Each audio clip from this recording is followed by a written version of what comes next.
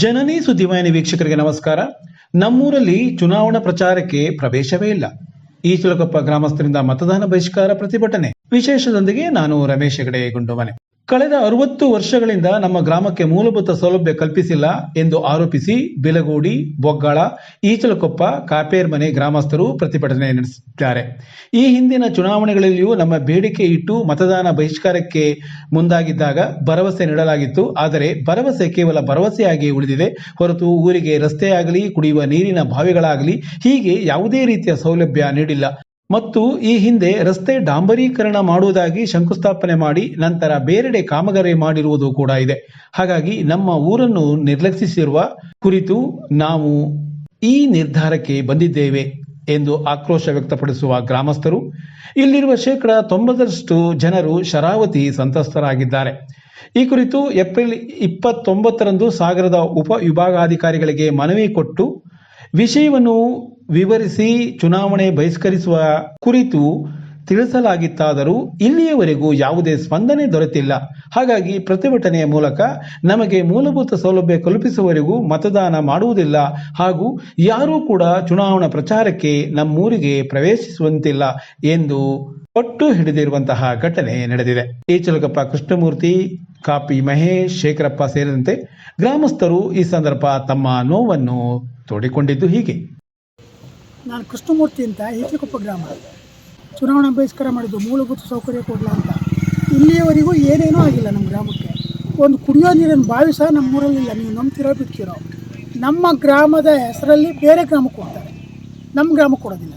ಅದನ್ನು ತಕ್ಷಣ ಪರಿಶೀಲನೆ ಮಾಡದೇ ಇದ್ದರೆ ನಾವು ಚುನಾವಣಾ ಬಹಿಷ್ಕಾರ ಮಾಡೋದಂತೂ ಪಕ್ಕ. ನಾವು 2015ರಲ್ಲೂ ಮಾಡಿದ್ವಿ. ನಾವು 3 ಗ್ರಾಮದವರು ಶರಾವತಿ ಸಂತ್ರಸ್ತರೇ ಎಲ್ಲರೂ. ಸುಮಾರು 90% ಜನವು ಶರಾವತಿಯಿಂದ ಬಂದವರೇ, ಉಳ್ಗಡೆಯಾಗಿ ಬಂದವರೇ. ಯಾವುದೇ ಮೂಲಭೂತ ಸೌಕರ್ಯ ಕೊಡಲಿಲ್ಲ.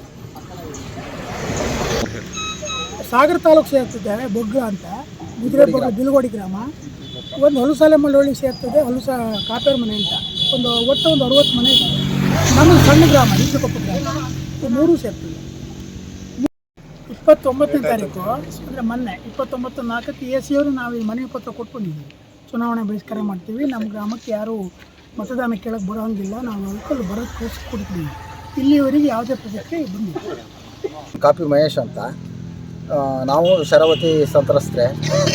ಸಾಮಾನ್ಯ 1960ನೇ ಇಸ್ವಿಯಿಂದ ಈ ಕಡೆ ಇದ್ದು ಇಲ್ಲಿಂದ ನಮ್ಮ ಅಜ್ಜ ಅಪ್ಪ ಎಲ್ಲನೂ ಇದೇ ರಸ್ತೆನಲ್ಲೇ ಓಡಾಡಿರೋದು. ನಮಗೆ ಮೂಲಭೂತ ಸೌಕರ್ಯ, ನಾವು ಆಸ್ತಿ ಕಳ್ಕೊಂಡು, ನಮ್ಮ ಜಮೀನು ಮನೆ ಎಲ್ಲ ಕಳ್ಕೊಂಡು, ನಾವು ಇವತ್ತು ಕರೆಂಟ್ ಏನಾದರೂ ತಗೊಳ್ತೀವಿ ಅಂದರೆ ನಾವು ಲೈನ್ ಮಿನಿಮಮ್ ಕಟ್ಟಿ ಕರೆಂಟ್ ತಗೊಂಡು 7 ವರ್ಷ ಲೈನ್ ಮಿನಿಮಮ್, ಒಂದು ಕಂಬಕ್ಕೆ 35 ರೂಪಾಯಿದಂತೆ ಕಟ್ಟಿ ನಾವು ತಗೊಂಡಿದ್ದೆವು. ಅದನ್ನು 7 ವರ್ಷ ಕಟ್ಟಿದ್ದೀವಿ. ಹಾಗಂತ ನಾವು ಜಮೀನು ಆಸ್ತಿ ಮನೆ ಎಲ್ಲ ಕಳ್ಕೊಂಡ್ರು ನಮಗೆ ಸರ್ಕಾರದಿಂದ ಯಾವುದೂ ಫ್ರೀ ಇಲ್ಲ. ಕರೆಂಟ್ ಸಹ ನಾವು ಅವಾಗ ಲೈನ್ ಮಿನಿಮಮ್ ಹಾಕಿ ಪ್ರೈವೇಟ್ನಿಂದ ಹಾಕ್ಸ್ಕೊಂಡಿದ್ದೀವಿ. ಆ ನೋವು ಇವತ್ತು ರಸ್ತೆ ಇಲ್ಲ. ನಾವೆಲ್ಲ ಸರಿ ಮಾಡ್ತೀವಿ. ಎಲ್ಲೋ ಸ್ವಲ್ಪ ಸರಿ ಮಾಡಿದರು.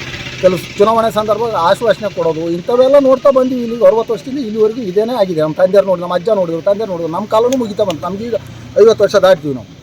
ಹಾಗಾಗಿ ಇದು ಕೊನೆವರೆಗೂ ಇರುತ್ತಲ್ಲ ಅಂತ ಹೇಳಿ ಅದು ಆಗಬಾರ್ದು. ಇನ್ನು ಮುಂದಿನ ಪೀಳಿಗೆಗೆ ಈ ಥರ ಆಗಬಾರ್ದು ಅಂತ ನಾವೆಲ್ಲ ಸೇರಿ ಇಡೀ ಗ್ರಾಮಸ್ಥರು 3 ಗ್ರಾಮದವರು, ಸಾಗರ ತಾಲೂಕು ಒಂದು ಸ್ವಲ್ಪ ಇದೆ, ಈಚಲಕೊಪ್ಪ ಗ್ರಾಮ ಇದೆ, ಹೊಲಸಾಲ ಮಳವಳ್ಳಿ ಅರ್ಧ ಇದೆ. ಹಾಗಾಗಿ ಎಲ್ಲರಿಗೂ ಇದೇ ರಸ್ತೆ ಮೇನ್ ಇರೋದ್ರಿಂದ ಈ ರಸ್ತೆ ಒಂದು ಅಭಿವೃದ್ಧಿ ಆಗಲಿ. ಮೂಲಭೂತ ಕುಡಿಯೋ ನೀರಿಂದು ಈ ಗಂಗಾ ಜಲ ಅಂತ ಏನೋ ಬರ್ತಾ ಇದೆ, ಅದು ನಮ್ಮೂರಿಗಿಲ್ಲ, ಸ್ವಲ್ಪ ಎಂಡಾಗಿದೆ ಇಲ್ಲಿಗೆ.